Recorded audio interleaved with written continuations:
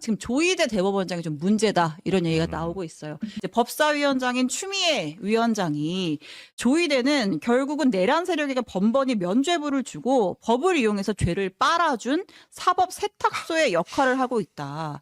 사퇴해야 한다. 내란범을 재판 지연으로 보호하고 있고 때문에 조희대 그 장본인이 물러나야만 사법 독립이 지켜진다라고 얘기를 하고 있습니다. 네. 이 법원장들이요. 아니 이재명 대통령 공직선거법 6.2 그 유죄 취지로 파기환송될 때 그때는 왜 침묵하다가 자기들 밥그릇 달린 그런 문제 있으니까 쪼르르 모여가지고 이제는 뭐 사법부의 독립?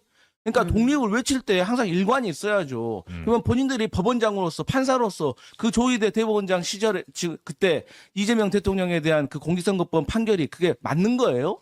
그 9일 만에 졸속으로? 그런 거에 그 대선에 개입한 거예요, 이것은. 근데 거기에 대해서 침묵했으면서 이제 와서 뭐 사법부 독립? 저는 이거 말이 안 된다고 생각합니다. 네, 그렇습니다. 지난주 법원에서 아주 수상한 움직임이 있었습니다.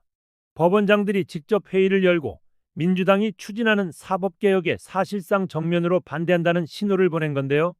이 장면만 봐도 사법부가 자기 권한을 지키기 위해 끝까지 저항하겠다는 의지를 드러낸 셈입니다. 특히 조희대 대법원장이 보여준 반응이 눈에 띕니다.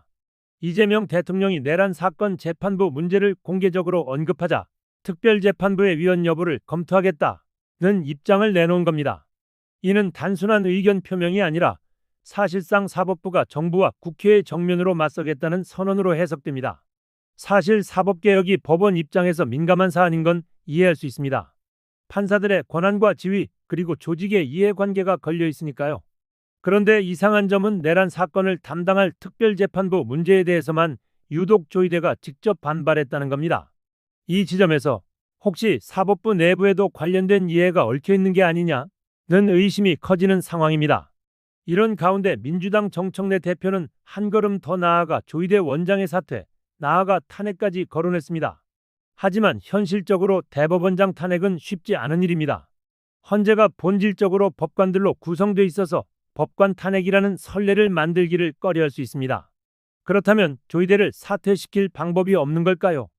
있습니다. 조희대가 꼼짝없이 사퇴하게 될 기막힌 방법이 있습니다. 그 내용은 잠시 후에 말씀드리겠습니다. 저는 사법부의 어떤 민주적 통제를 얘기하는 거하고 사법부를 절대 건드리면 안 된다.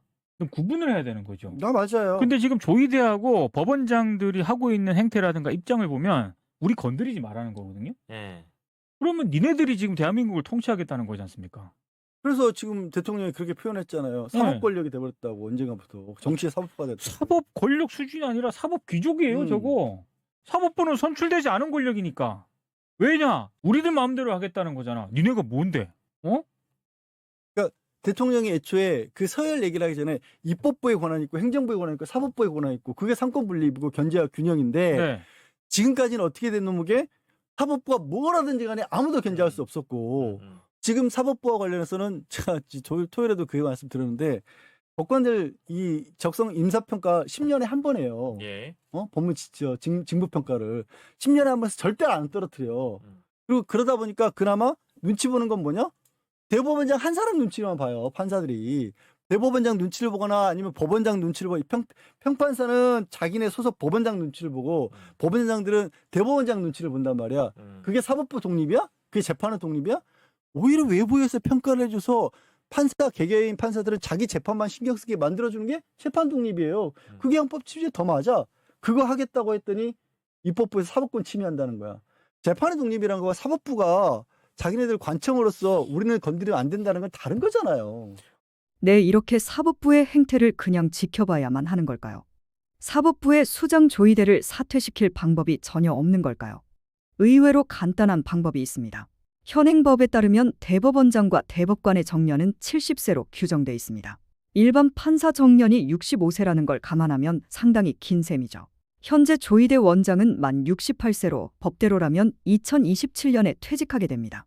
그런데 국회가 법을 개정해 정년을 67세나 68세로 단축해버리면 조희대 원장은 올해 말에도 퇴임해야 하는 상황이 오는 겁니다.